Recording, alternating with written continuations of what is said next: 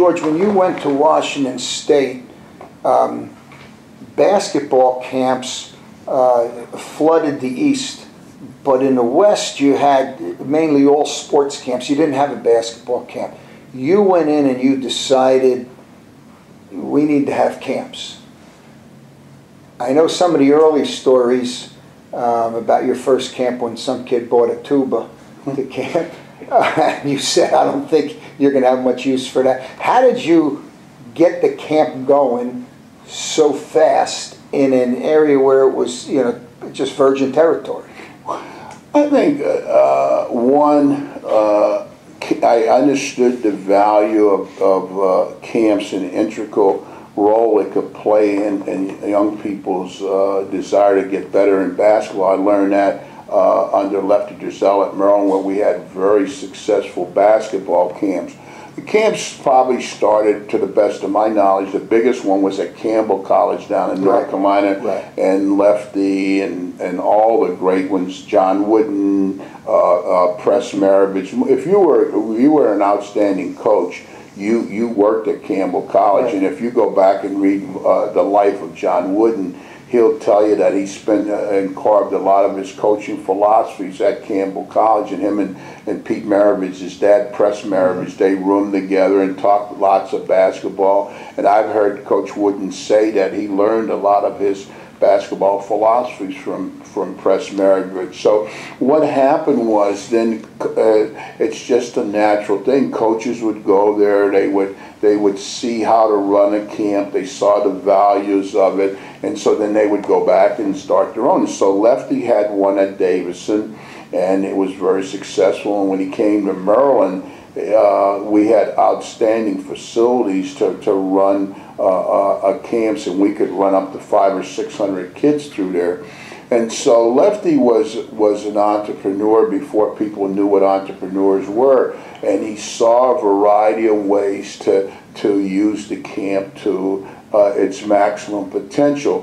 One, in those days you didn't have rules about recruiting rules, so you could invite the best players in your geographic area to come to the camp. You could let them come for free if you wanted to. We housed the kids in the dormitories right there on campus.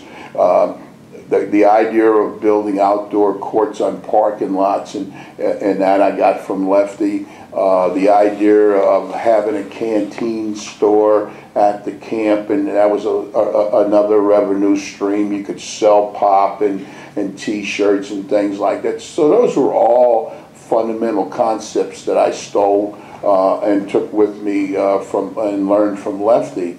And so as a result, when I got to Washington State and I found out that they didn't have any basketball camp there, and then I started to do some other inquiries and found out there was no basketball camp in the state of Washington, Oregon, Idaho, Alaska. So then I thought, oh my God, this is a huge opportunity.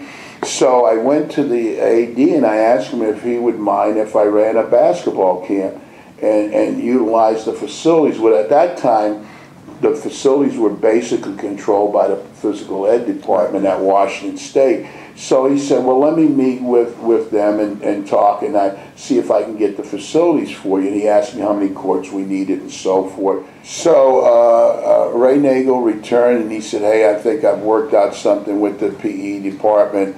You'll have to, to give them some of the funds from the camp, which they can use in the PE department. I had no problem with that. I thought that was definitely fair. They had no problem with it either.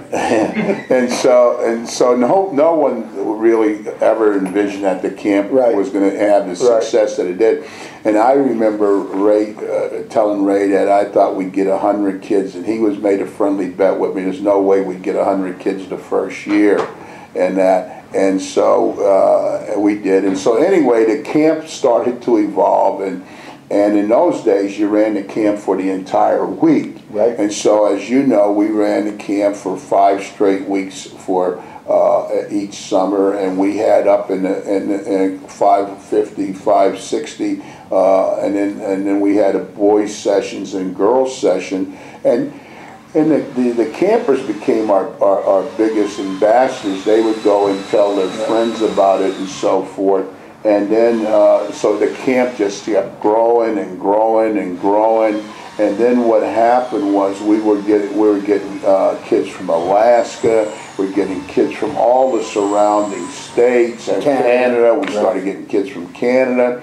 And then, if people know much about the geographics of the state of Washington, Pullman is all the way down in the southern part of the state, or I'm sorry, the northern part, I guess you would say, of the state. No, southern. Southern, yeah, southern, right at the Idaho border. The next town east of Pullman, Washington is Moscow, Idaho. Yes. Right. And so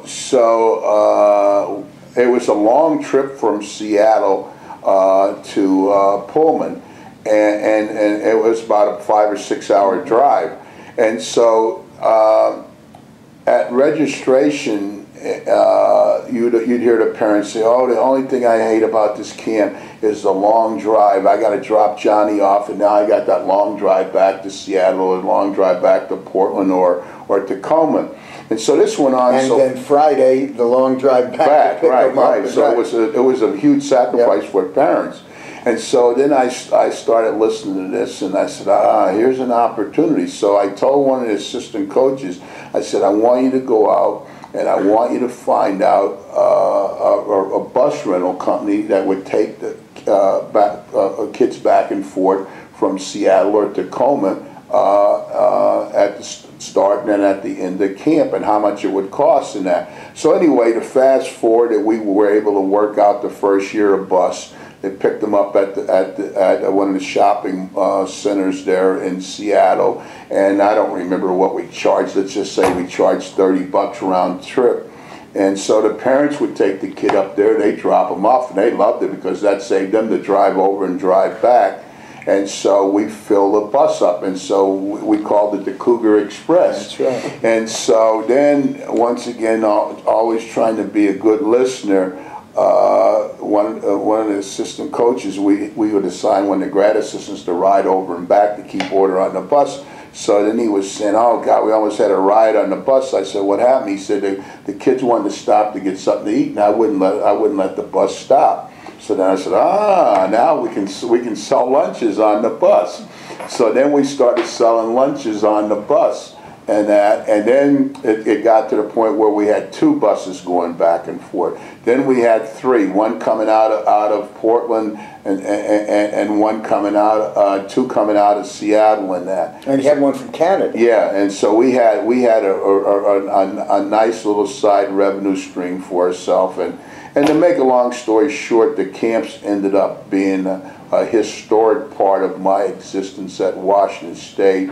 And we got to the point where we had the largest attended basketball camps in America. I was getting calls from coaches all over the country, can I come and work at the camp? I remember Willie Scoggins was a high school coach in Birmingham. He would get in his car and drive from Birmingham, Alabama to Pullman, Washington every summer to work for 5 weeks.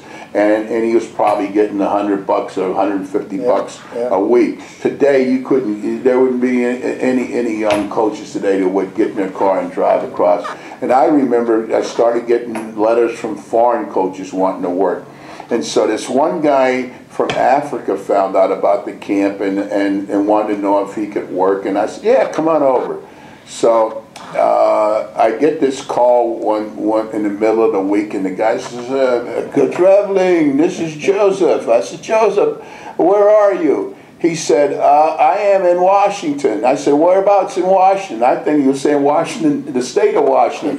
He says, I am at Union Station. I said, oh, being from D.C., I knew that was a train station. I said, oh, you're at the train station in D.C.? He says, yes. How far to the camp? I said, oh God, I hate to tell you this. You got a long way to go. So the poor guy, he didn't know what to do. It took him 5 days to take a Greyhound from Washington, D.C. to Pullman. But he came. But those were good. He got Coach of the Week. Yeah, we gave him the Coach of the Week award.